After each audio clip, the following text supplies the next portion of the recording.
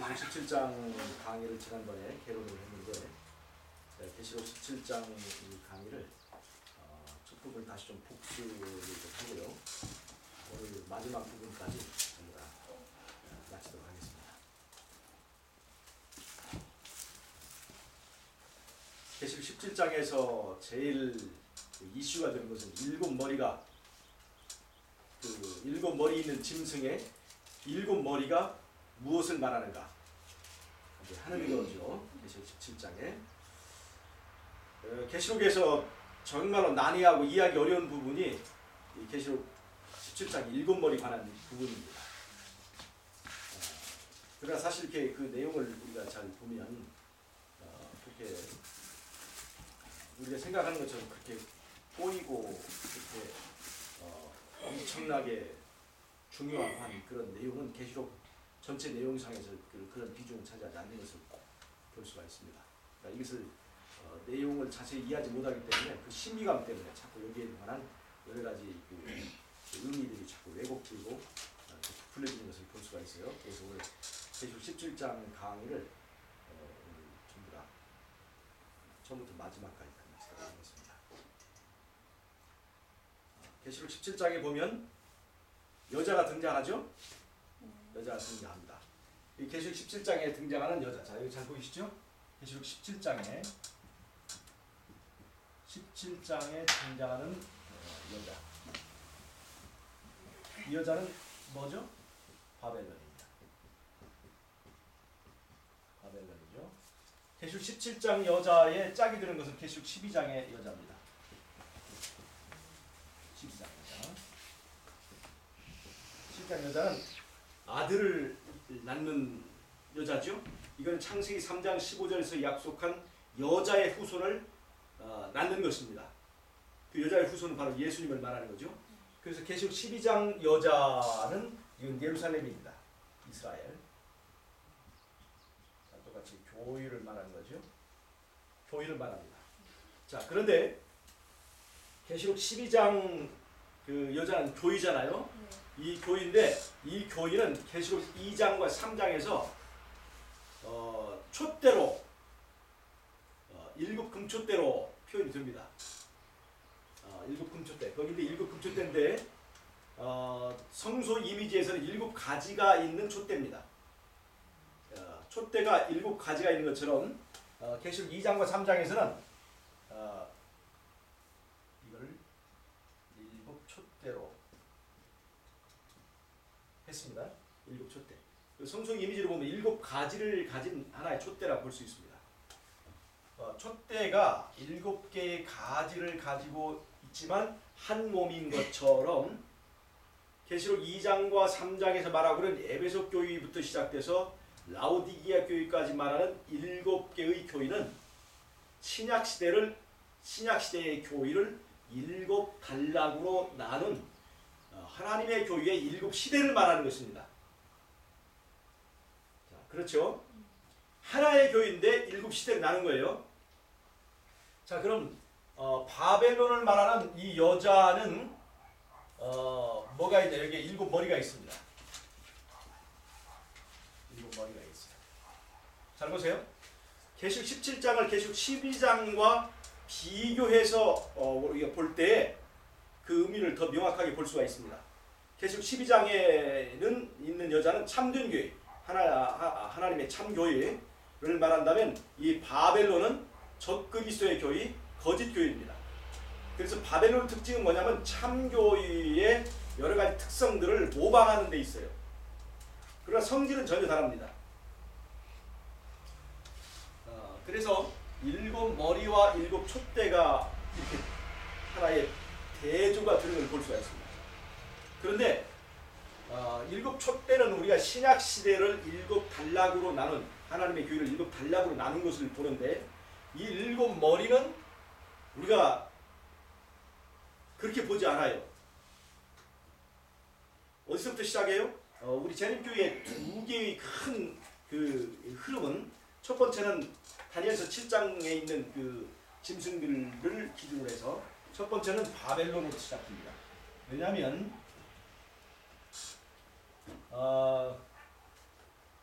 그 그 계시록 17장에서 다섯은 일곱 머리를 17장 10절에서 다섯은 망하였고 하나는 있고 하나는 아직 이르지 않았다 이렇게 얘기를 하기 때문에 이 망해버린 다섯 왕, 다섯 나라가 무엇이냐 하는 거에 대해서 이 바벨론, 그 다음에 페르시아, 그 다음에 헬라, 그 다음에 여기다 이교 로마, 로마를 좀 세분화했어요. 이교 로마 하나 둘 셋 네 개죠. 그 다음에 기독교 로마, 그 다음에 상처받은 로마,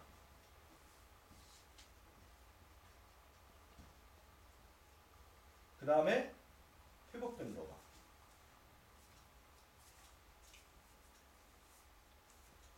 그러면 이게 몇 개입니까? 7개 딱 맞죠? 이렇게 해서 이제 그 7개를 맞춰요. 그럼 다섯은 망했다고 그랬으니까 지금 이 계시록 17장을 서술하는 그 예언적 시점은 어디냐?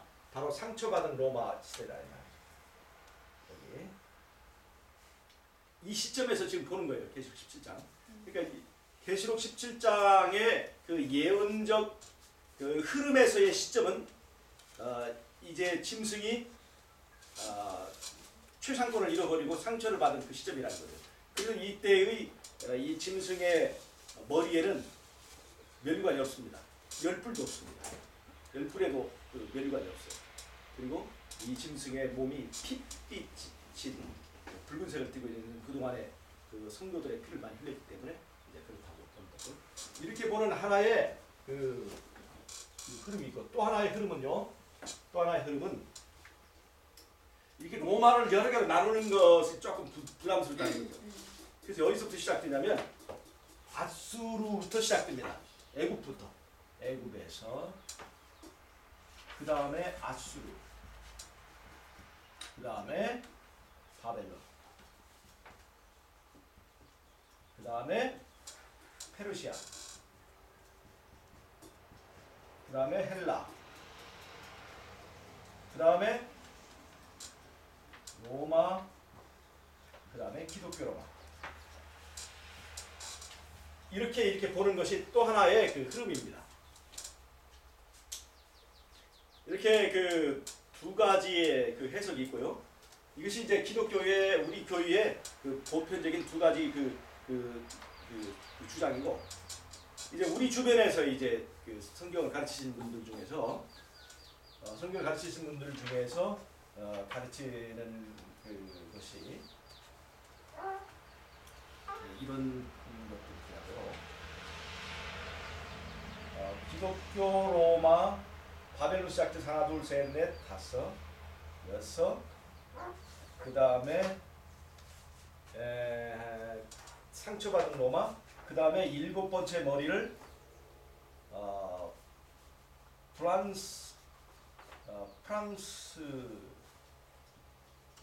혁명 세력, 그리고 하나 둘 셋 넷 다섯 여섯 일곱, 그리고 일곱이 되는구나. 마지막 부분을 기독교 로마 있고 프랑스. 무신론 얘기하시죠? 여덟 번째를 이제 이국으로 보다 이제 홍영선 씨 같은 경우 이렇게 적용을 하더라고요. 그다음에 우리 손장백 장로님 같은 경우는 다섯 번째를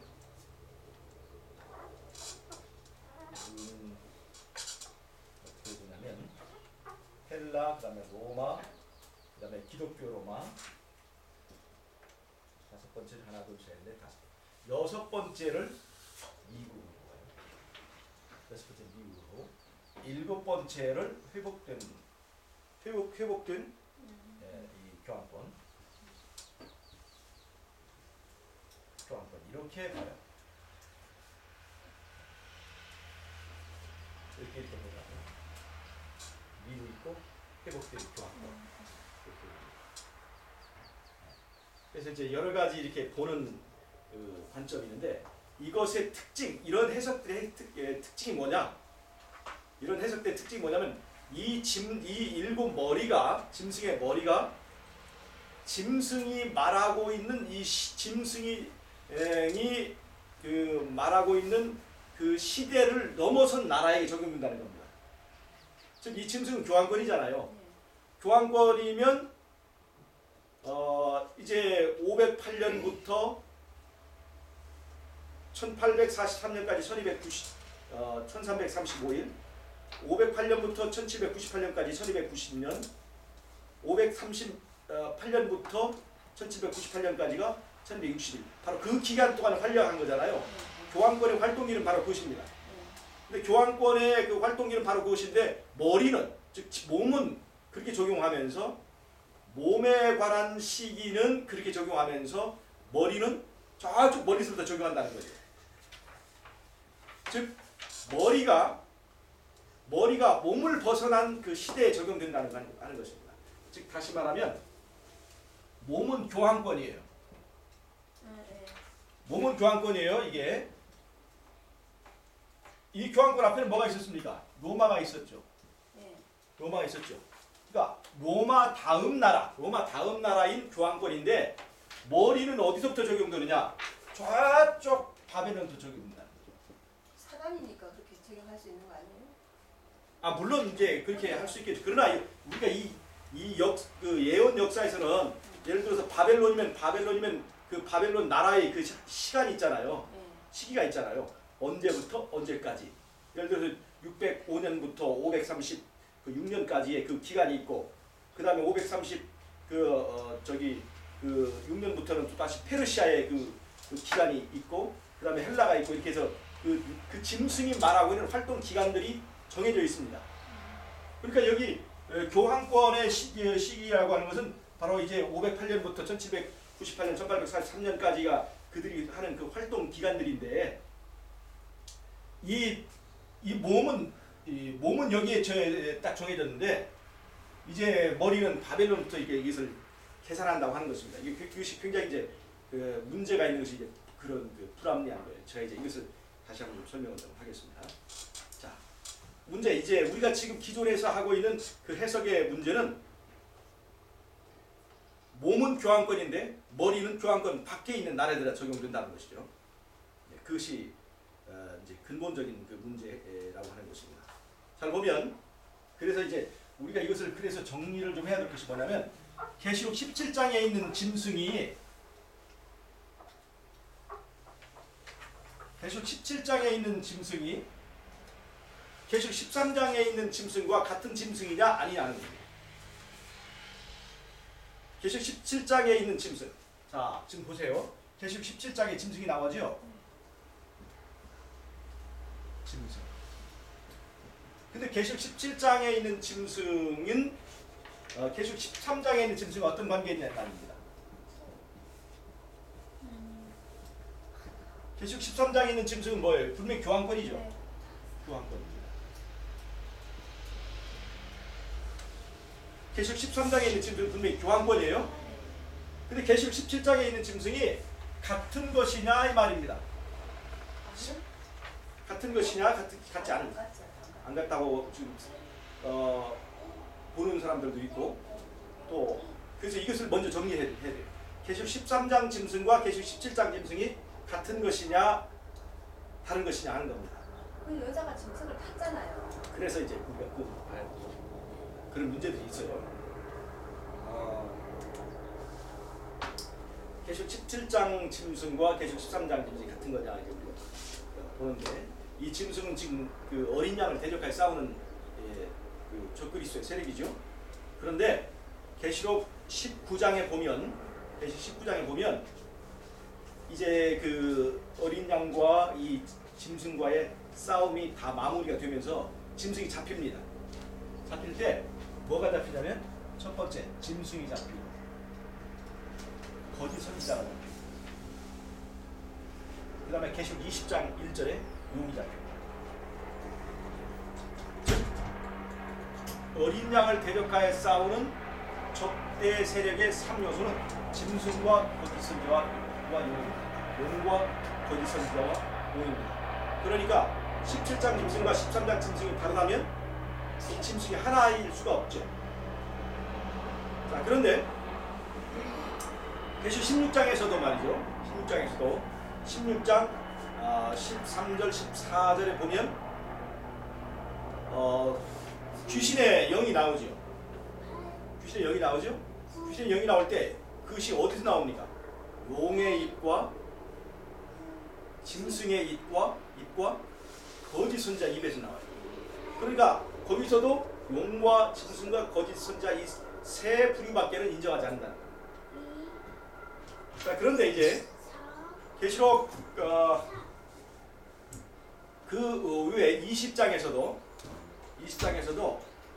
이제 그 짐승과 그의 우상에게 절하지 아니한 자들과 그 다음에 이제 그 죽임을 당하여서 살아난 자들이 그 다음에 1000년 동안 왕노하는 얘기가 나옵니다.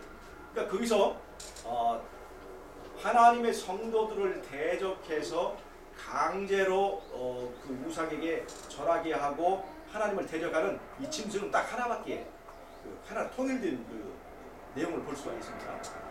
그 다음에 제가 이제 이거는 예언의 신의 얘기입니다. 마지막 날 사건들 392페이지에서는 이렇게 얘기했어요. 마지막 날 사건 392페이지에는 계시록 13장 짐승과 17장 짐승과 계시록 16장에서 말하는 짐승을 하나로 보는 표현이 있습니다. 잘 보세요. 마지막 날 사건들 392페이지에 이런 얘기가 있어요. 저희가 한 뜻을 가지고 자기의 능력과 권세를 짐승에게 주더라. 그 다음에 저희가 어린 양으로 더불어 싸우려니와 어린 양은 만주의 주시오 만왕의 왕이시오 심으로 저희를 이기실 터이요 또 그와 함께 있는 자들 곧 부르심을 입고 빼내심을 입고 진실한 자들은 이기리라. 이것은 계시록 17장을 인용한 겁니다. 하나의 그 장에서. 자, 그 다음에 여기 이렇게 있어요. 저희가 한 뜻을 가지고 우주적인 연합의 띠 큰 주와 사단의 힘의 연합이 있게 될 것이다 하고 쭉 얘기를 하면서 여기에는 또 이 같은 사건을 얘기하면서 요한계시록에서 우리는 사단에 대한 다음과 같은 기록을 읽는다. 큰 이적을 행하듯 심지어 사람들 앞에서 불이 하늘로부터 땅에 내려오게 하고 짐승 앞에서 받은 바 이적을 행함으로 땅에 거하는 자들을 미혹하여 땅에 거하는 자들에게 이르기를 칼에 상하였다가 살아난 짐승을 위하여 우상을 만들라 하더라. 이 이야기는 계시록 몇 장의 얘기입니까? 칼에 13장의 얘기죠. 앞에는 17장의 얘기를 했고 지금 여기 말하는 것은 13장 얘기를 했습니다. 그 다음에 또 바로 그 아랫부분에 또 내가 보면 개구리 같은 새 더러운 영이 용의 입과 짐승의 입과 번진다 이렇게 나오거든요. 몇 장의 얘기입니까? 그래서 16장의 얘기예요. 그러니까 17장과 13장과 16장의 얘기를 하면서 하나의 짐승으로 그대로 표현을 하고 있습니다. 사단이 성공하는 것처럼 보이 자연과 세상의 모든 것들이 대부분 깊은 엄숙함으로 세워질 것이다. 사단은 그의 천사들 그리고 악한 자들과 협력하여 승리를 얻기 위하여 모든 노력을 다할 것이며 성공하는 것처럼 보일 것이다. 그러나 이 투쟁을 통하여 진리와 의가 승리하는 것으로 판명될 것이다. 거짓을 믿어온 자들은 패배할 것인데 이는 배역의 날들이 끝날 것이기 때문이다 하고 마지막 날 사건에서 17장과 13장과 16장에 말하는 짐승을 하나로 통일해서 설명하고 있다는 것입니다. 그러니까 성경과 예언의 시를 통틀어서 마지막까지 그리스도에 대적해서 싸우는 그 짐승은 하나로 되어 있습니다. 그러니까 17장 짐승과 13장 짐승은 같은 것이라고 하는 겁니다. 자, 이게 이제 정리가 되셨죠? 그럼 계시록 13장 3절 한번 읽어보세요. 13장 3절 한번 읽어보세요. 계시록 13장 3절. 그의 머리 하나가 상하여 죽게 된 것 같더니 그 죽게 된 상처가 나오면 온 땅에 이상이 여겨 짐승을 따르리라. 자, 잘 보세요. 계시록 13장 3절을 보니까 뭐가 됐어요? 그의 머리 하나가 상하여 죽게 된 것 같아요. 잘 보세요. 그가 머리를 7개 갖고 있다는 얘기네요. 그렇죠. 거기 13장 짐승 머리가 6개 있죠. 그 중에 하나가 상하여 죽게 됐습니다. 그 중에 잘 보세요. 거기에 그 중에 머리 하나라고 되어 있습니다. 영어 성경 있으신 분들은 한번 거기 그 영어 성경을 한번 보시면 머리 하나라고 할 때 어떤 표현을 쓸까요? 머리 하나, 사과 하나 할 때 어떻게 표현합니까? 그 앞에 관사를 붙입니까? 부정관을 잘 붙입니까? 어를 붙입니까? 덜을 붙입니까? 어. 어를 붙이죠. 머리 하나가. 네. 이 어라고 하는 것은 무엇입니까? 잘 보세요. 사과 많은 것 중에 성질이 같은 것인데 그 중에 하나를 말할 때 어라고 합니다. 그러나 덜하고 붙일 때는 그것에 통투한 그 하나만을 지적하는 것을 말하는 거죠. 즉 어라고 할 때는 잘 보세요. 여기서 머리가 하나가 상하여서 누가 죽게 됐어요? 짐승이 죽게 된 거예요. 머리와 몸은 일체라고 하는 걸 알 수 있죠. 그렇죠. 그러면 그 상하여 죽게 된 머리가 하나만 그 성질을 가지고 있을까요? 아니면 다른 머리 7개가 다 똑같은 속성을 가지고 있을까요? 똑같이 몸이 즉, 하나니까 그렇죠. 몸은 하나고 머리가 7개. 머리가 7개예요. 그러면 이 다른 머리들도 그 머리를 상함받으면 몸이 죽게 되는 일체감이 있다는 것을 볼 수가 있죠. 머리와 몸은 뗄 수 없는 불가분의 관계인 걸 알 수 있단 말이죠. 즉 그러니까 여기서 우리가 봐야 될 것은 계시록 13장과 계시록 17장이 같다고 하는 것을 우리가 분명한 전제를 놓고 본다면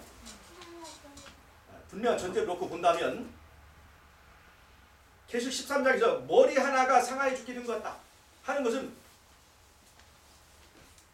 다른 머리들도 몸과 일체라고 하는 것을 보여준다.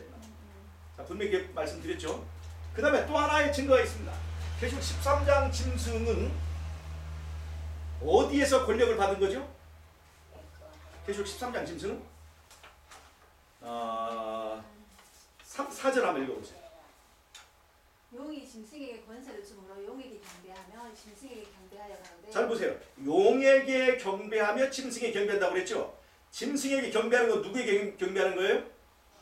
용에게 경배하는 겁니다. 근데 이 용은 어디 나옵니까? 지금 여기서 계시록 12장에 나오는 용이죠. 네. 계시록 12장에 나오는 용이죠. 네. 계시록 12장에 나오는 용이 머리가 몇 개입니까? 송집사님. 7개. 머리 7개. 뿔이 몇 개입니까? 10개죠. 10개죠. 12장에서 그 다음에 계시록 13장의 짐승이 머리가 몇 개입니까? 계시록 13장 짐승이 머리가 7개예요. 뿔이 10개입니다. 모양이 똑같죠? 12장에 13. 예. 모양 똑같죠? 같은 모양 가지고 있죠? 용에게 경배하고 짐승에게 경배하는 것 같은 거예요. 모양이 똑같죠? 짐승에게 경배하는 것은 용에게 경배하는 것입니다. 그 다음에 이 짐승은 용 다음으로 등장하는 짐승입니다. 용 다음으로 등장하는 짐승이에요. 그렇죠. 교황권이니까. 그리고 용으로부터 권세를 받았습니다. 그래서 이 교황권을 말하는데 잘 보세요. 짐승의 머리가 7개고 뿔이 10개인 것은 계시록 12장 용의 모습과 같은 것입니다. 근데 여기서 잘 보세요.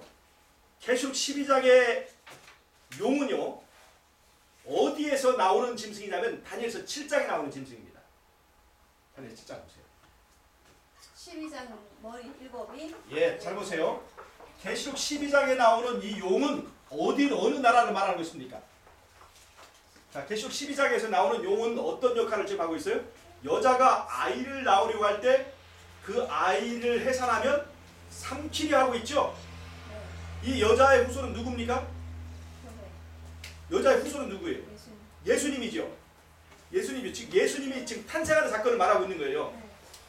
그 창세기 어디서 얘기한 거예요? 창세기 3장에서 약속한 여자의 후손이 드디어 지금 이제 실현되는 순간이란 말이에요.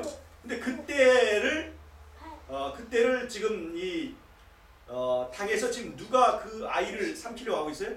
용이. 그때 예수님이 태어날 때 그 예수님을 잡아 죽이려고 하던 그 시대가 바로 이 로마 시대였고, 바로 로마의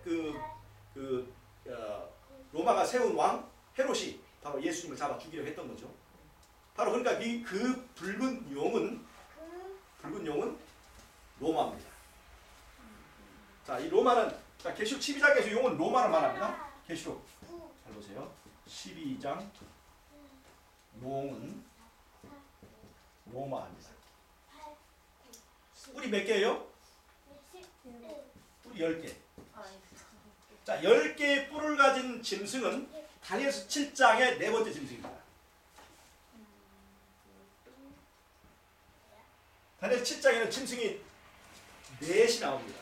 하나는 사자, 두 번째는 곰, 세 번째는 표범, 네 번째가 무서운 짐승이에요. 근데 이 무서운 짐승이 뿔이 몇 개예요? 뿔이 10개입니다. 잘 보세요. 사자는 어느 나라를 말하죠? 바벨론 말하죠? 그 다음에 곰은 어느 나라를 말합니까? 페르시아. 표범은 어느 나라를 말합니까? 헬라를 말하죠? 무서운 짐승은 어느 나라를 말합니까? 로마를 말합니다. 로마. 이것은 어디에서 비추면 알 수 있어요? 다니엘 2장에 나오는 금, 은, 동, 철, 그 다음에 18가락으로 구성되는 그 신상의 그 사건에다 맞춰보면 정확하게 맞습니다. 이 무서운 짐승, 뿔이 10개인 짐승은 바로 로마입니다. 로마가 나중에 어떻게 됐어요? 10개의 게르만 제국으로 나눠졌죠. 그래서 이 뿔 10개를 가진 다니엘서 7장의 무서운 짐승은 바로 로마를 말합니다. 로마. 즉 무서운 짐승은 로마입니다. 로마예요. 뿔이 10개인 이 무서운 짐승은 로마인데 이것이 계시록 12장에 나오는 뿔이 10개인 짐승이에요. 로마에 똑같은 로마입니다. 계시록 12장에 나오는 뿔이 10개인 용도 로마고 계시록 7장에 나오는 뿔이 10개인 짐승이 바로 로마인데 다른 점이 있다면 뭘까요? 다니엘서 7장에서는 이 짐승, 이 용의 머리가 몇 개입니까? 7개. 다니엘 7장 보세요. 다니엘 7장 보세요.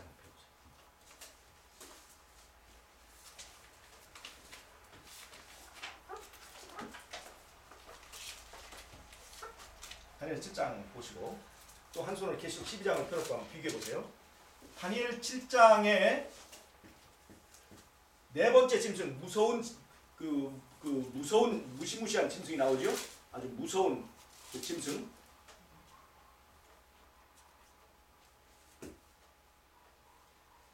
다니엘 7장의 무서운 짐승. 자, 그 부분 한번 읽어보세요. 몇 절이죠? 거기에 저 표범 다음에 그 다음에 한번 읽어보세요. 내가 밤 이상 가운데 그 다음에 본 넷째 짐승은 넷째 짐승은 무섭고 놀라우며 또 극히 강하며 또 큰 천리가 있어 먹고 부러뜨리고 그 나머지를 발로 밟았으며 예. 이 짐승은 전에 모든 짐승과 다르고 또 10뿔이 있으므로 예.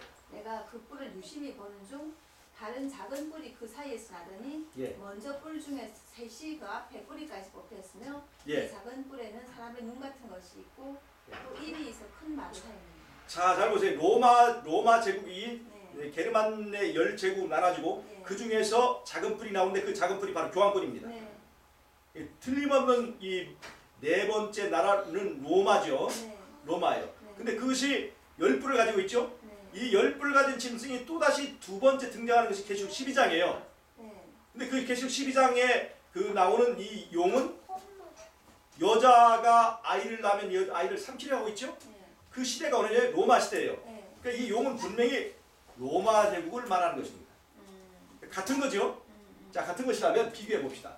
다니엘 7장에 나오는 이 무서운 짐승,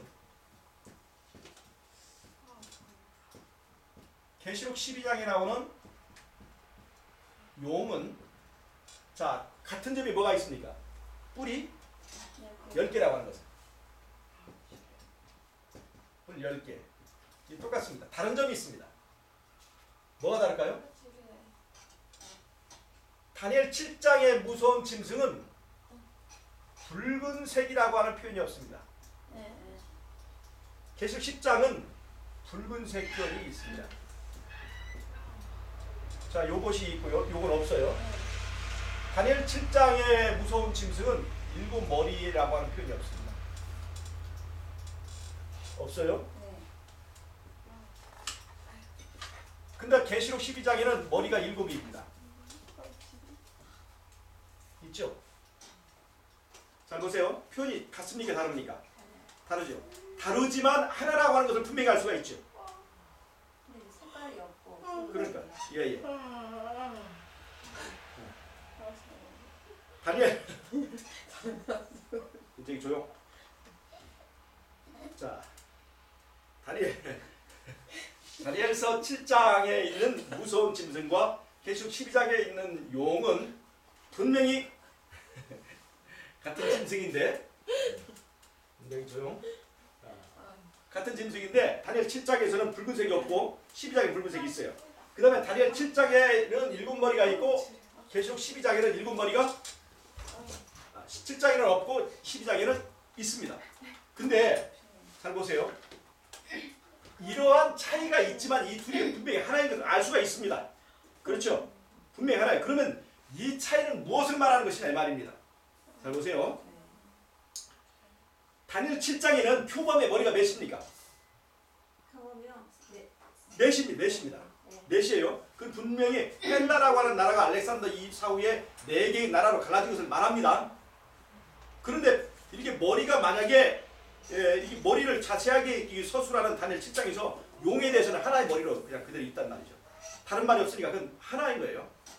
즉 왜 다니엘 7장에는 머리가 하나인데 계시록 12장에는 그것을 같은 짐승인데 7으로 표현했느냐. 이거는 뭐냐면 더 구체화된 표현이라고 하는 것입니다. 더 세분화된 표현이라는 것입니다. 잘 보세요. 다니엘 7장에서 로마는 하나의 머리로 표현됩니다. 계시록 12장에서는 7머리로 표현돼요. 이것은 같은 것이다. 하나의 머리를 7개의 머리로 세분화한 것에 불과합니다. 다니엘 7장에는 붉은색이 없습니다. 그러나 계시록 12장에는 붉은색이 있죠. 이거는 더 발전된 색칠이라고 하는 것입니다. 다른 짐승이라는 것이 아니라 그 색깔을 더함으로 그 계시가 좀 더 구체화되었다는 것을 말해주는 거예요. 무슨 말씀 아시겠죠? 그 다음에 계시록 13장의 같은 원리가 계시록 13장에는 짐승만 나옵니다. 짐승만 나오죠? 그런데 계시록 17장에는 짐승과 여자가 함께 나와요. 짐승과 여자가 함께 나옵니다. 이것도 마찬가지로 계시록 13장에 있는 계시가 17장에서 더 세분화되고 구체화되었다고 하는 것을 보여주는 겁니다. 이해하시겠습니까? 더 알기 쉽도록. 예. 그렇게 발전된 과정을 우리가 이해를 하시면 되겠습니다. 예. 자, 그러면 여기서 이제 우리가 볼 것은 잘 보세요.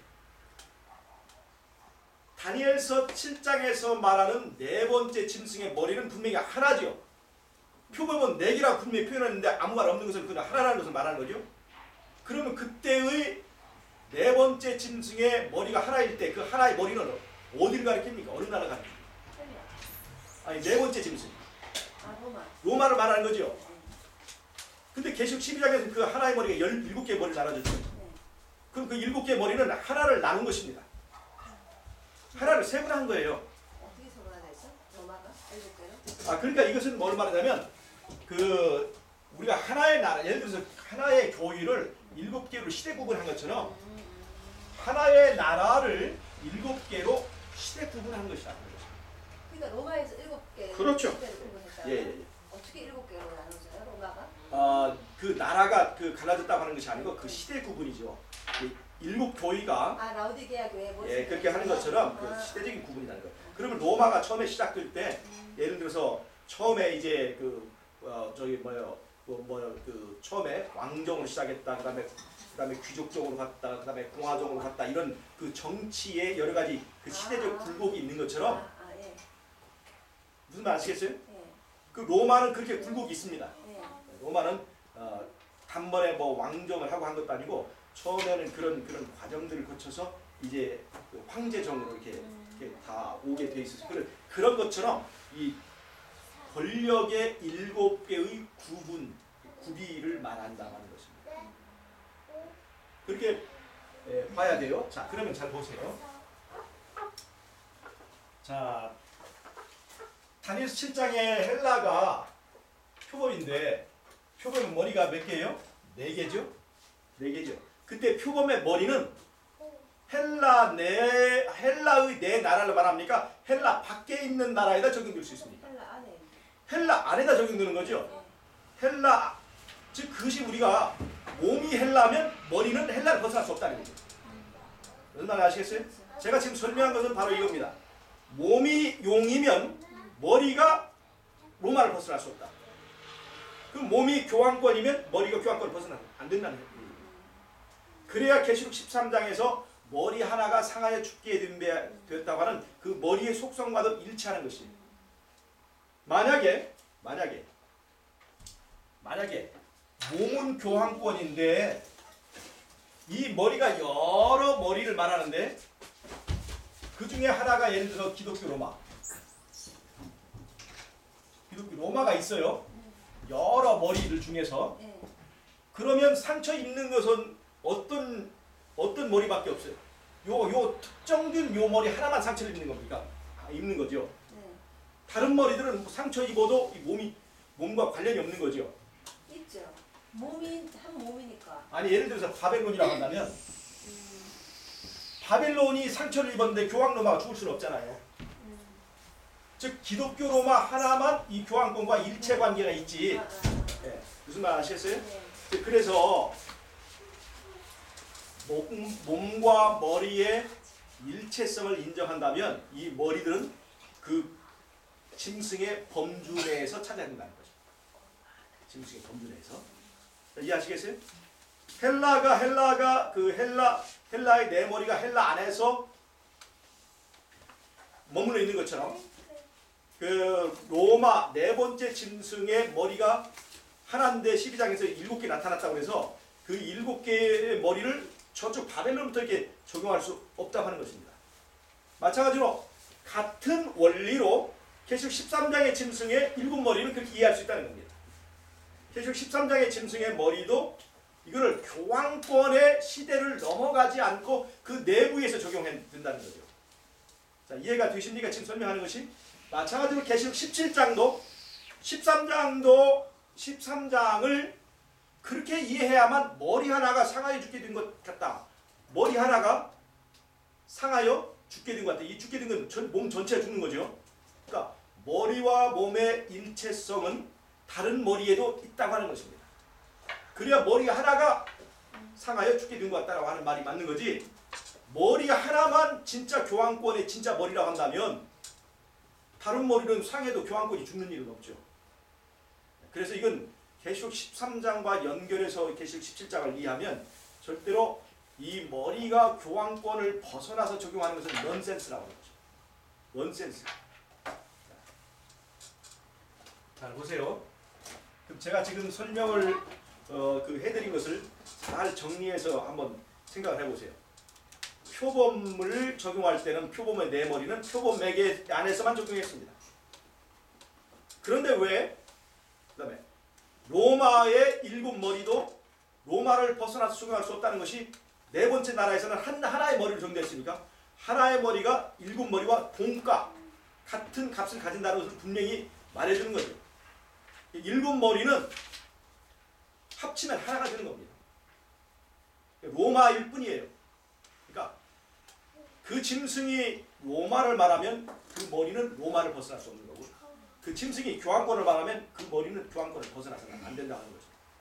이것이 상식적이고 이것이 그 모든 그 해석의 그 전후 상황과 딱 맞아떨어집니다. 자, 그러면 자 보세요. 이제 한번 보겠습니다. 계속 17장 한번 보세요. 자, 계속 17장 8절 한번 보세요.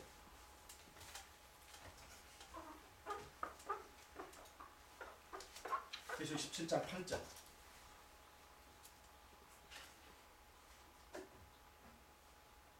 읽어보세요. 내가 본 짐승은 전에 있었다가 시방 없으나 장차 무저기에서로부터 올라와 멸망으로 들어갈 자. 잘 보세요. 이 짐승의 특징이 뭡니까? 17장에서 말하고 있죠. 전에 있었다가 시방은 없고. 자, 시방은 없고 지금은 없고 시방은 없고. 그 다음에 장차 어떻게 될 거예요? 무저기에서 올라와. 자, 올라올 거죠. 장차 무저기에서부터 올라와. 올자. 이렇게 됐죠? 전에 있었다가 시방은 없고 장차 올자예요. 왜 전에 있었다가 시방은 왜 없을까요? 계시록 13장 3절을 보면 왜 전에 있었다가 시방을 얻게 됐을까요? 13절 3절 한번 보세요.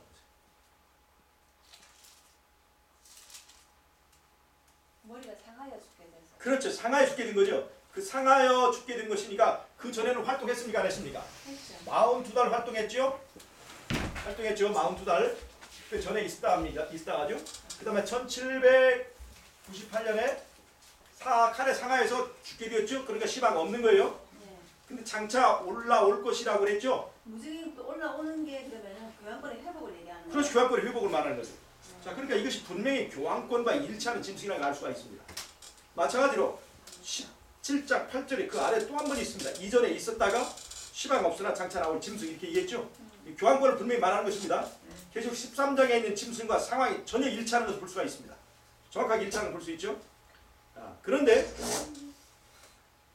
17장 10절에 이제 이것이 키가 있습니다. 일곱 왕은 또 일곱 왕이라 다섯은 망하였고 하나는 있고 다른 이는 아직 이르지 아니하였으나. 잘 보세요. 다섯은 망하였고 하나는 있고 그다음에 하나는 다른 이는 아직 이르지 아니하였. 이것도 장차 올 자라는 것을 볼 수 있죠.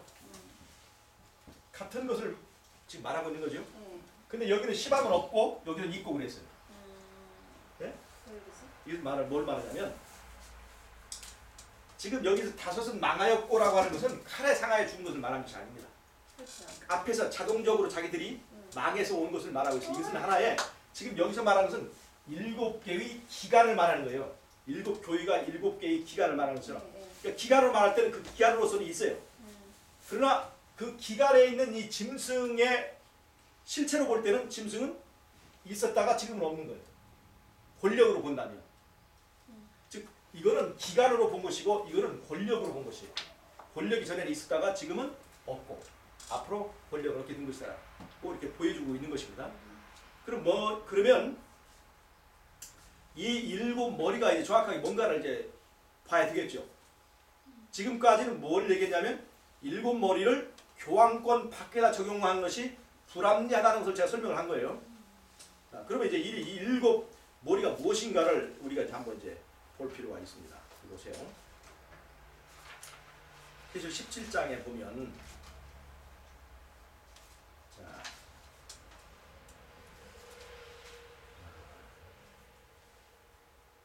보세요. 이 일곱 머리를 뭐라고 하는지 구절을 한번 읽어보세요.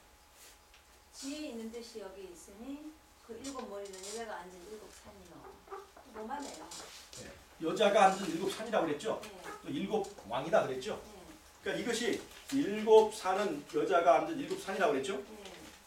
여자가 앉은 일곱 산인데 잘 보세요. 재미있게도 이 로마라고 하는 도시는 일곱 개의 언덕으로 되어 있는 도시입니다. 로마를 표현할 때 사람들이 뭐라고 그러냐면 일곱 개의 언덕의 도성, 즉 7구의 도성이라고 이 로마를 표현합니다.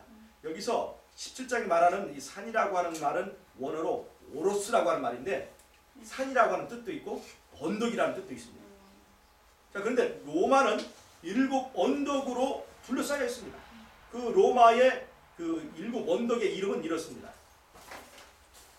자, 첫 번째 언덕은 에스길이에요. 지금 실제. 네, 로마의 그 언덕이 그 이름이에요. 두 번째는 아벤치네. 세 번째는 고에리안. 네 번째는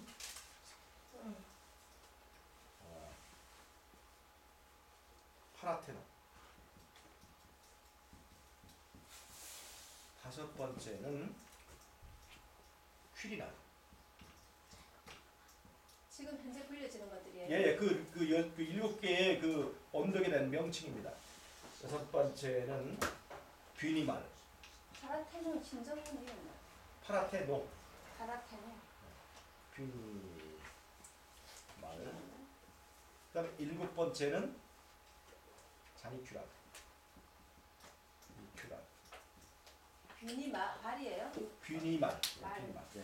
7개의 언덕이 이렇게 이름을 가지고 있습니다. 이 로마는 이렇게 7개의 언덕으로 둘러싸여진 도시예요. 그래서 이 여자가 권력의 기반으로 깔아앉고 있는 이 로마의 모양이 7 언덕으로 있기 때문에 7 산으로 묘사를 하고 이 7 산을 7 왕이라 하는데 그것을 7 머리로 표현을 한 것입니다. 이해 가시겠습니까?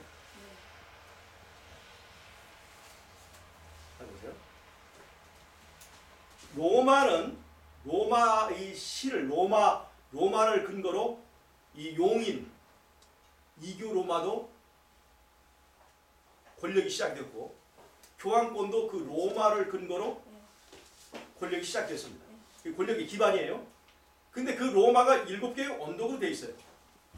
그러니까 7개의 언덕 위에 앉아있는 이 교황권을 7 산에 앉아있는 여자로 묘사를 하는 것은 어울리는 묘사입니까? 안 어울리는 묘사입니까? 어울리는 묘사죠. 7산이라 하면 그렇죠. 알아줘야 되겠구만. 예. 그러니까 사람들이 7 산의 도시, 7 언덕의 도시는 로마인 것을 분명히 알 수 있어요. 그러니까 그것을 상황을 보면 이 여자가 지금 어디에 앉아있다는 걸 알 수 있어요? 로마에 앉아있는 세력이라는 것을 우리가 알 수가 있게 되는 거예요. 계시록 17장은 이 여자의 정체를 밝히는데 할애한 장입니다. 즉 7 산 위에 앉아있는 여자예요. 계시록 12장의 여자가 그것과 대조되는 건데 계시록 12장의 여자는 뭐예요? 여자의 후손을 낳는 여자입니다. 맞아. 예, 비교되는 거예요. 17장은 로마 교황권을 밝히기 위한 예. 교황권의 정체를 지금 밝히고 있는 거예요. 자,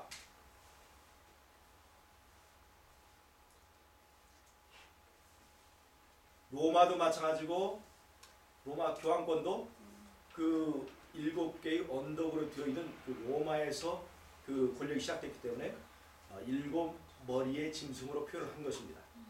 근데 5은 망하였고 하나는 있고 이것은 시대로 보기 때문에 어떤 기간으로 보기 때문에 하나의 기간이 있어요. 그러나 그때의 짐승은 보면 짐승은 지금 시방 업고에 해당되는 거예요. 권력은 없고 기간은 있지만 권력은 없고요. 그 권력은 없고를 말합니다. 그런데 잘 보세요. 여자도 교황권입니다. 짐승도 교황권이에요.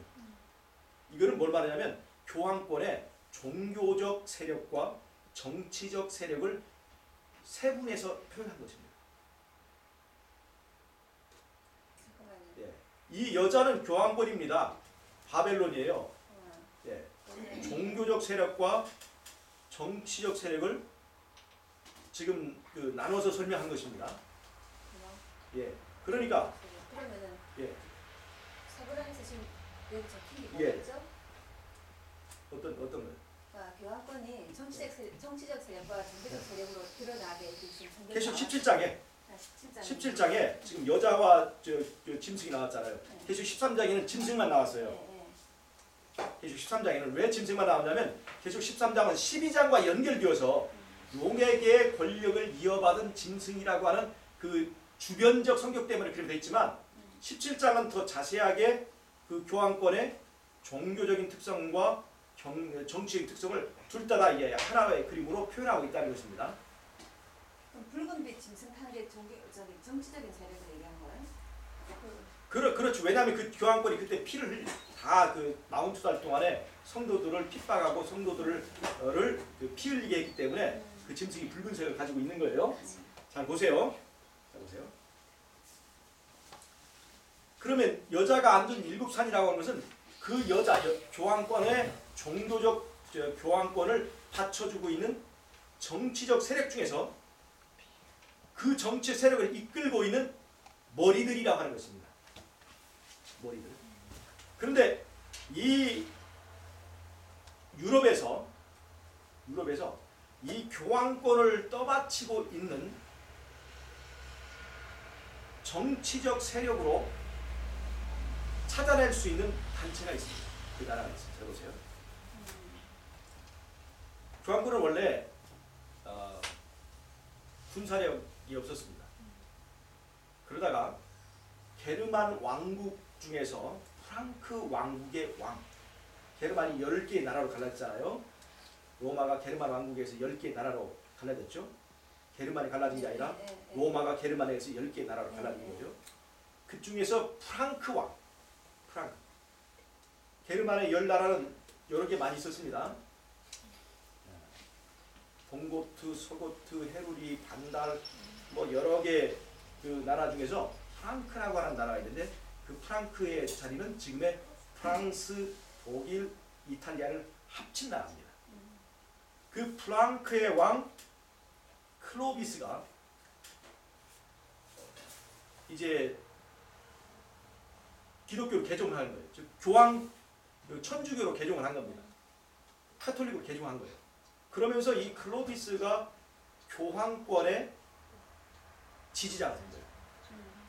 그래서 이 사람이 508년에 이제 이 교황권을 반대하던 그 고트족을 이렇게 물리치면서 교황권이 처음으로 군사적 지지를 갖게 되는 세력으로 등장하게 됩니다. 그러면서 이 프랑크는 이 클로비스가 시작한 메로빙거 왕조를 시작으로 그 다음에 메로빙거 왕조가 끝났을 때는 이제 카를로스 왕조가 되었고 그 다음에 카를로스 왕조가 이제 끝난 다음에는 네 개의 그 왕조가 더 되는데 어떤 왕조냐면 이제 작센 왕조, 그 다음에 잘리에르 왕조, 호헨슈타인 왕조, 그 다음에 합스부르크 왕조, 이게 네 개의 왕조가 계속되는데 이때부터는 이 네 개의 왕조서부터는 이제 이 프랑크가 황제들이 이 프랑크의 왕들이 로마의 이 교황권에 너무나 우호적이고 교황권을 지지하니까 로마 교황이 이 프랑크의 왕에게 서로마 제국의 황제라고 하는 관을 씌워줍니다. 서로마 제국 황제라고 하는 관을 씌워줘요. 그러면서 그것이 작센 왕조부터 황제의 칭호를 받습니다. 그리고 그 이 서로마 제국은 AD 962년에 신성 로마 제국이라고 하는 칭호를 받습니다. 교황권으로. 즉 교황권을 지지하는 아주 그 교황권에 맹종하는 이런 정치 군사적 그 세력이기 때문에 교황권이 이제 962년에 신성 로마 제국이라고 하는 그 나라의 이름과 함께 그 황제의 칭호를 줘요. 프랑크 왕한테요? 예, 프랑크가 이제 아니에요, 더 이상. 그러니까 프랑크가 이제 이 800년에 소로마 제국이 되고 그러다 800년에 소로마 제국이 되다가 843년에 베르딩 조약에 의해서 프랑크가 독일, 이탈리아, 그 프랑스로 나눠져요. 그러면 그 신성 로마 제국의 직업이 이태리네요? 아닙니다. 이태리가 아닙니다. 자, 잘 보세요. 843년에 베르딩 조약에 의해서 독일과 이태리와 프랑스로 나눠집니다. 신성 로마 제국이? 아직 신생 로마 제국은 안 됐어요. 안 됐고 그러면 거니까. 예. 그때 이 독일의 왕이 특별히 그 교황권에 충성을 다했습니다. 그랬더니 이 왕을 962년에 교황이 신성 로마 황제라고 이렇게 인정을 해줬어요.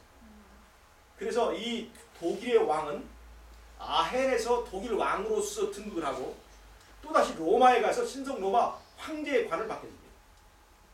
그리고 이 신성 로마 제국은 1806년 나폴레옹에 의해서 해체될 때까지 유럽을 지배하면서 십자군 운동을 주도하는 세력입니다. 신성 로마 제국이 있으면 대선 처음 들어갔네. 들은 것 같아요. 예, 그래서 이 신성 로마 제국의 군사적 기반을 바탕으로 이 교황권이 성도들을 핍박하고 죽이고 그 십자군 운동을 다 이제 수행할 수 있는 그 힘을 갖게 된 거예요. 로마는 300 몇 년도에 망하고 예, 신성 로마 제국이라는 교황권이 로마는 476년에 소로마가 망했고 476년에 망했고 그 다음에 동로마는 1453년도에 망했어요. 그래서 이 로마가 476년에 망하는 그 서유럽의 서로마 제국의 네. 로마 제국이 끊어졌잖아요. 네, 끊어졌어요. 끊어진 로마 제국에 거기에 이제 게르만족들이 들어와 살다가 네. 여기 프랑크라고 하는 나라가 세웠잖아요. 네. 이건 로마족이에요. 로마 나라가 아니에요. 원래 라틴족이 아니고 게르만족이 세웠는데 게르만족의 그 나라의 왕 중에서 프랑크라고 하는 왕이 이 로마 카톨릭에 충성을 하다가 800년에 소로마 제국이라고 하는 다시 없어졌던 소로마 제국의 그 칭호를 받게 되고 962년에는 신성 로마 제국이라고 하는 칭호를 받으면서 로마 이 회복 신성 로마 제국은 이 교황권과 아주 밀착한 밀월 관계를 유지하면서 1806년까지 그러니까 신성로마 제국도 교황권을 세운 거네요. 결국은. 그런 셈이죠. 이제 충성하기 때문에 거기에 서로 협력 관계를 가지고 있어요. 이 여자와 짐승과의 그런 관계를 가지고 있습니다. 그러니까 1806년이면 1806년에 이 신성 로마 제국이 나폴레옹에 의해서 이렇게 해체가 될 때까지 교황권을 위한 아주 충성스러운 활동을 했다는 것입니다. 그러니까 보세요. 신성 로마 제국은 프랑크에서부터 시작됐다고 그랬죠. 네. 프랑크에서 첫 번째 왕조가 프랑크일 때 메로빙고 왕조예요. 두 번째가 카를로스 왕조. 자, 이건 신성 로마 제국이 되기 전입니다. 네. 그 다음에 작센 왕조, 그 다음에 잘리에르 왕조, 그 다음에 호헨슈타우펜 왕조, 맨 마지막에 합스부르크 왕조입니다. 지금 합스부르크 왕조의 그 한 가닥이 영국 그 왕조의 합스부르크 왕조의 한 가지입니다. 잘 보세요. 그 오스트리아 맞죠? 유럽 왕조 이렇게 다 이렇게 얽혀 있어요. 이 합스부르크 왕조까지 전부 몇 개입니까? 6개죠. 네. 마지막 하나 남은 것은 유럽 연합입니다. 유럽 연합. 그래서 7개 아직 합스부르크 왕조 다음에 나타난 것이 바로 유럽 연합. 유럽 연합은 지금 요즘에 얘기를 하고 있지만 이미 1920, 30년대에 철강 연합으로 시작해서 하나하나 점진적으로 그 세력을 드러내고 있었습니다. 지금은 완전히 유럽 연합이라는 하나의 그 그림을 나타내고 있지만 저기 메로빙거 카를로스 이게 그때 고시대에 로마를 통치했던 왕조들이에요. 예, 로마를 지지했던 로마의 그 교황권의 그 지지 세력이에요.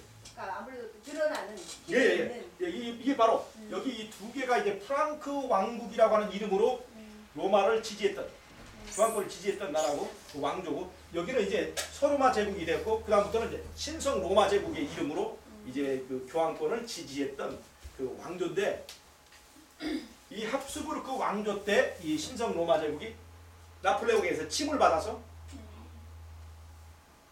죽게 된 거예요. 그러다가 맨 마지막에 나오는 것이 유럽 연합이죠. 여러분 그 유럽 연합의 상징이 뭔지 아세요?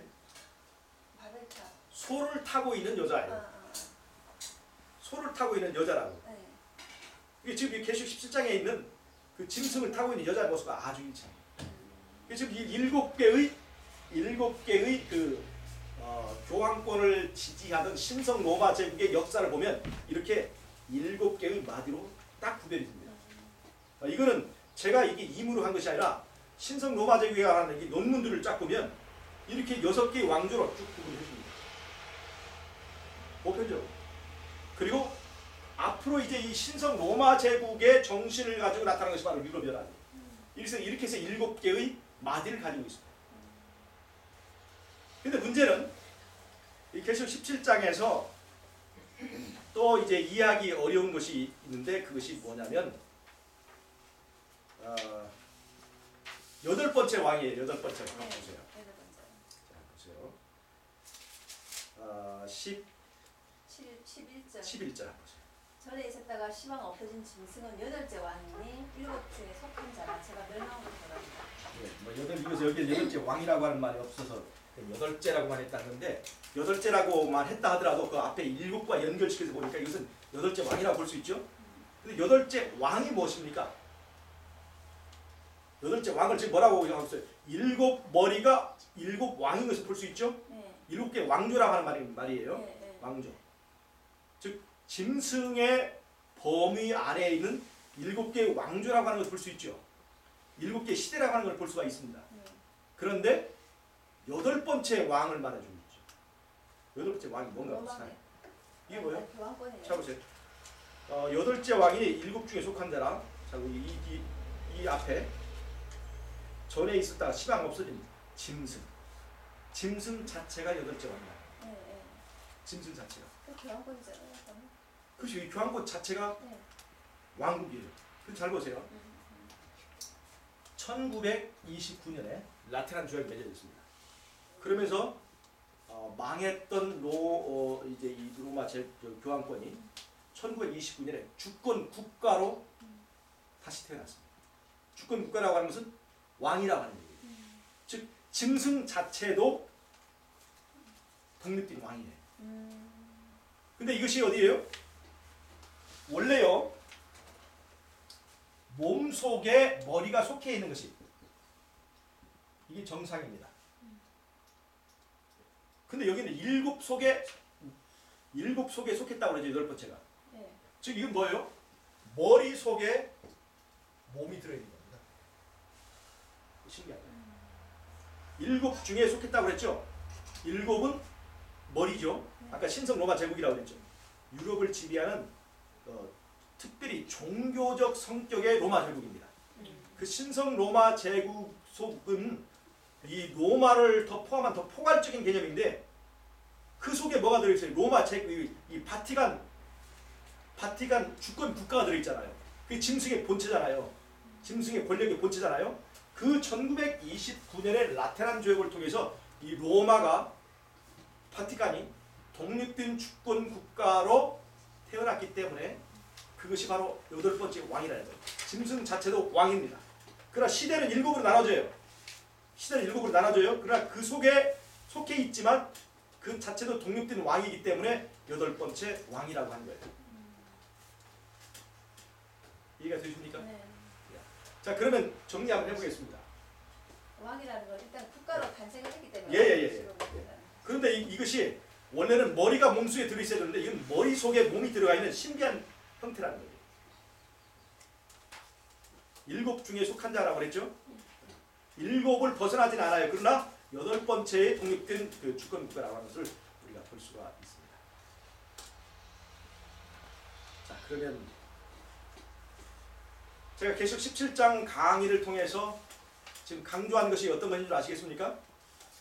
계시록 17장에서 머리를 설명할 때 이 머리가 몸 밖으로 나가도록 적용해서는 안 된다. 이해가 되십니까? 머리를 몸 밖에 있는 나라들에 적용하는 것은 맞지 않다는 거예요.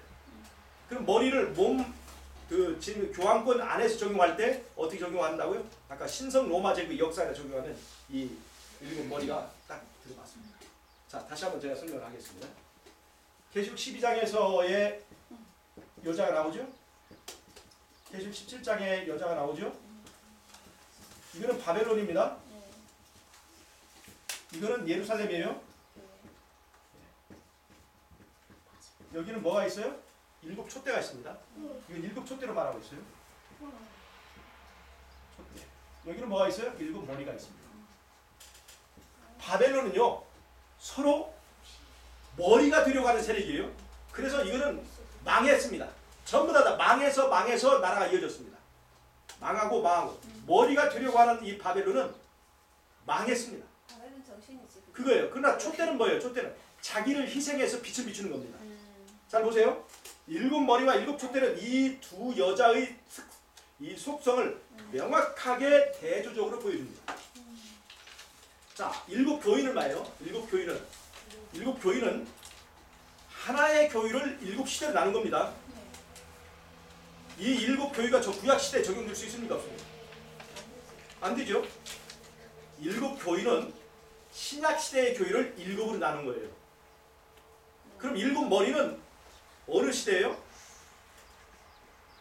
그 짐승의 시대, 즉 신약 시대 중에서 짐승이 등장한 때부터 7으로 나눠지는 시대라고 하는 거예요. 아시겠어요?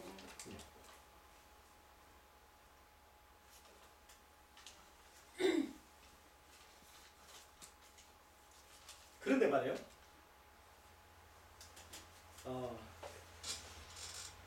이건 좀 재밌는 얘기인데요. 7교의 중에서 6번째 교회. 7머리 중에서 6번째 머리. 자, 7머리 중에서 6번째 머리는 상처를 입은 교황권입니다. 맞죠? 그러니까 교황권이 세력이 약해졌을 때죠. 네.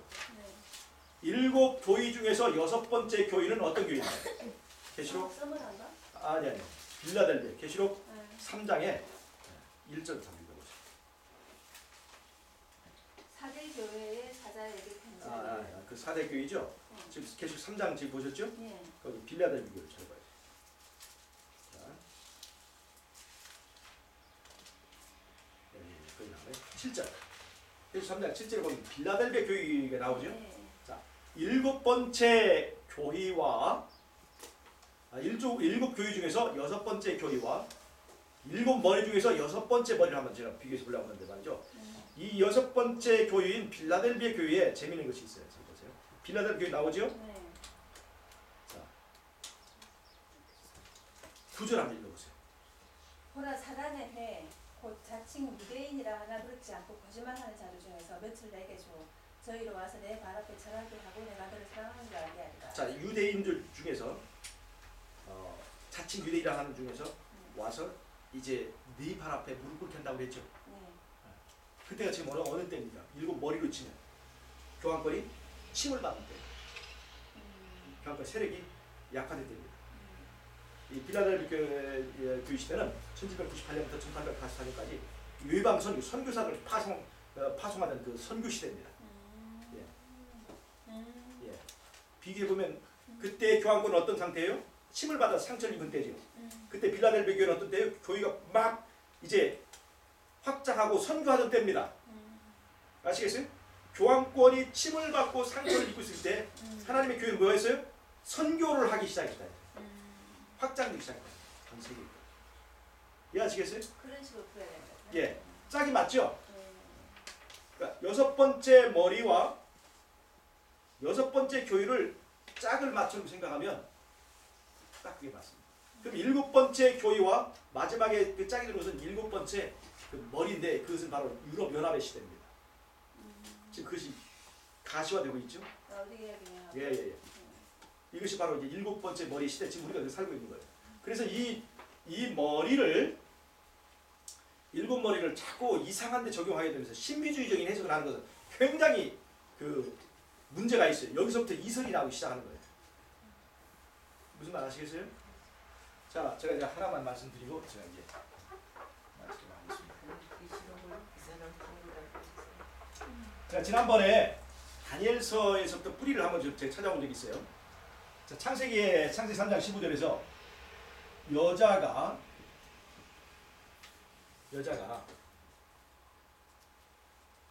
여자의 후손이 있고 그 다음에 뱀의 후손이 있다고 했죠. 여자가 등장하고 뱀이 등장하는데 창세기 3장에서 3장 15절에 말하는 대로 여자의 후손을 낳는 여자가 있고 또 뱀의 후손이 등장합니다. 그 뱀의 후손의 계보를 잇는 것이 어디로 발전하게 돼요? 바벨탑 사건을 가인의 제사를 통해서 바벨탑 사건을 통해서 바벨론으로 이어집니다. 그 다음에 이 여자의 후손을 낳는다고 약속된 여자의 후손은 이제 그 아벨의 제사를 거쳐서 그 다음에 이게 아브라함을 거쳐서 이스라엘, 예루살렘으로 그 계보를 이어갑니다. 그래서 다니엘서에서 이렇게 만나요. 예루살렘과 바벨론 간의 싸움이에요.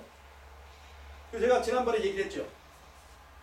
다니엘서 12장, 여기서 1장, 2장, 3장, 4장, 5장, 6장 이것은 세 천사의 기별과 일치한다고 그랬죠. 다니엘서는 바벨론이 예루살렘을 예워싸는 사건부터 그 얘기 시작된다고 그랬죠.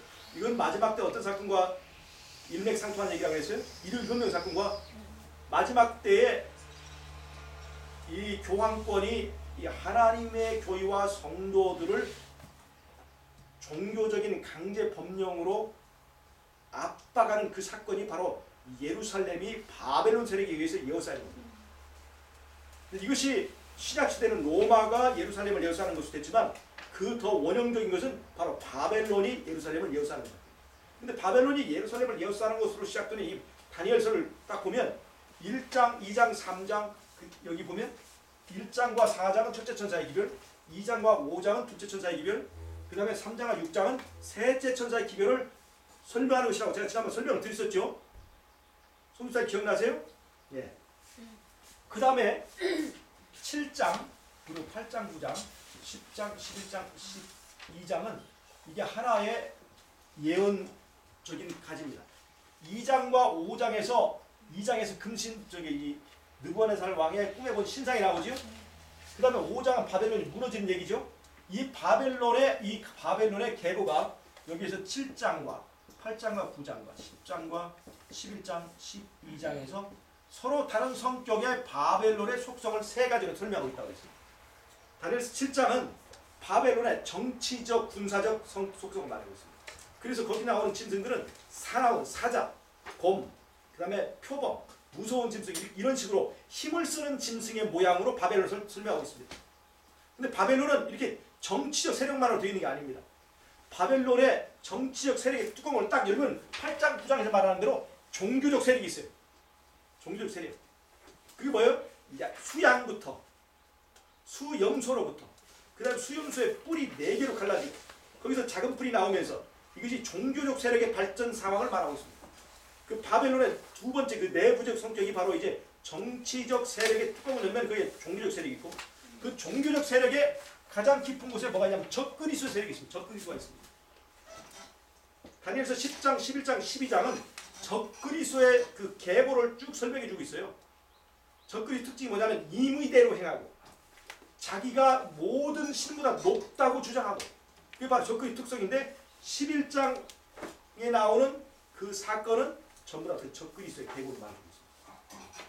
그 바벨론의 세 가지 속성이 정치와 종교와의 결합 그리고 그 안에 분림하는 적그리스도 이것이 다니엘서의 세 가지 예언의 그 계보로 이렇게 딱 구성이 됐어요. 다니엘서는 1장에서 6장까지는 세 천사의 기별을 쭉 설명하고 있고 7장부터 12장까지는 그 바벨론의 그 속성, 바벨론이 어떻게 그 사건으로 이어져 나가면서 마지막까지 연결되는가를 보여주고 있어요. 근데 이 다니엘서 이 세 가지로 연결되어 있는 바벨론의 세력이 어디에서 다시 나타나냐면 계시록 12장에 그것이 이어진다는 거예요.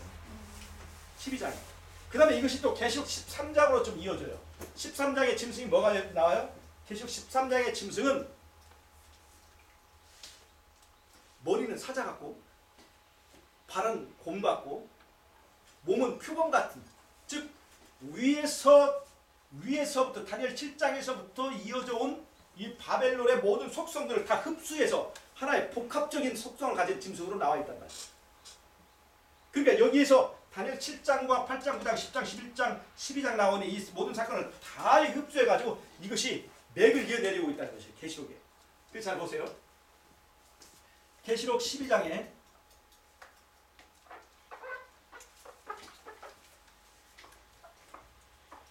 계시록 12장에 예루살렘을 말하는 여자가 나옵니다. 계시록 17장 음녀 바벨론 나와요. 그런데 계시록 12장 바로 앞에 어떤 것이 있냐 8장과 9장과 11장까지 보면 여기 7 나팔이 나옵니다. 심판이 이건 로마 제국이죠. 로마 제국에 대한 심판입니다. 그 다음에 계시록 17장 바로 앞에 뭐가 있어요? 계시록 16장 있어요. 7 재앙이 있습니다. 마지막 바벨론에 대한 심판입니다. 7 재앙. 아시겠어요? 자, 12장과 17장이 짝이 되면서 이렇게 되고 있어요. 그 다음에 잘 보세요.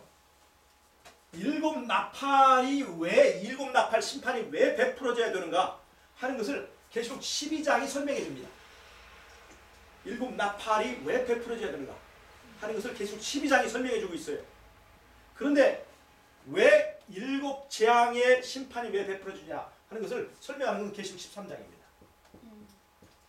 12장은 이쪽과 13장은 이쪽과 이렇게 연결되어 있어요. 아시겠어요? 그 다음에 이제 여기 계시록 14장에 세천사 기별 있죠. 아까 다니엘서도 보면 앞에 세천사의 기별과 그 다음에 바벨론과 바벨론의 그 계보가 쭉 나오죠. 계시록도 마찬가지입니다.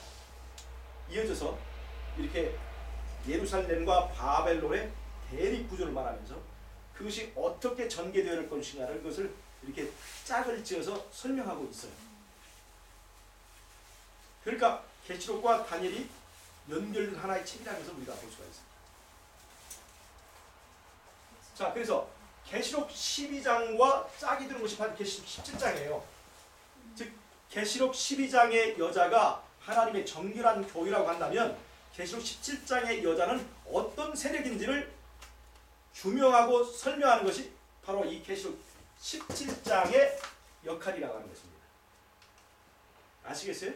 일곱 머리를 자꾸 신비주의적으로 해석을 해가지고 여기서 자꾸 어떤 그 종말론에 관한 이설적인 주장을 그 주장이 근거가 된 내용이 아닙니다.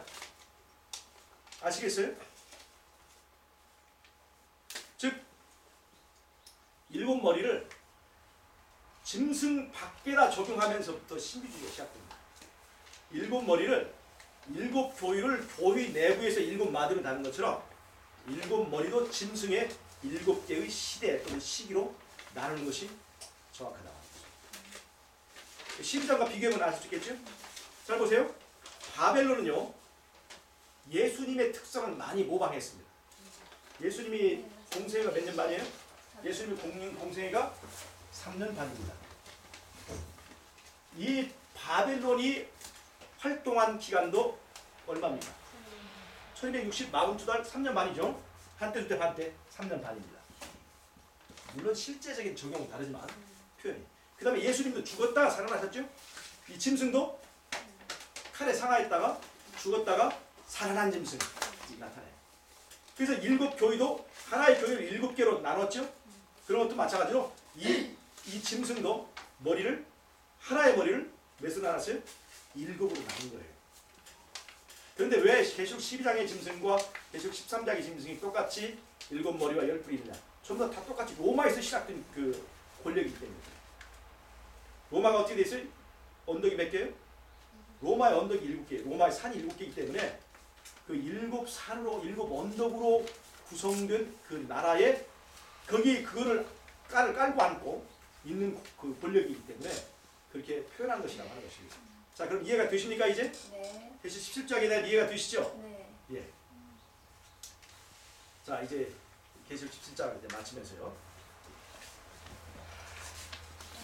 예, 긴 시간을 우리가 했는데 중요한 것은 내부 그 안에다 적용할 것을 밖에다 적용하는데 한 번도 이것을 안에다 적용할 거에 대해서 생각을 우리가 할 수가 없었습니다. 왜 그런 줄 아세요? 밖에서 여섯 번째를 미국에다 적용할 것이냐 아니면 교황권에 적용할 것이냐 하는 거에 대해서 다투고 있는 동안에 이 안으로 우리 생각을 돌릴 수 있는 여유를 갖지 못하게 됩니다. 엉뚱한데 우리의 그 싸움에 포커스를 엄청 맞췄기 때문에 이 내부에다 적용할 수 있는 이 마음의 여유를 갖지 못하는 거예요. 우리가 지난번에 제가 말씀드렸듯이 그 정신병자 얘기 제가 했잖아요.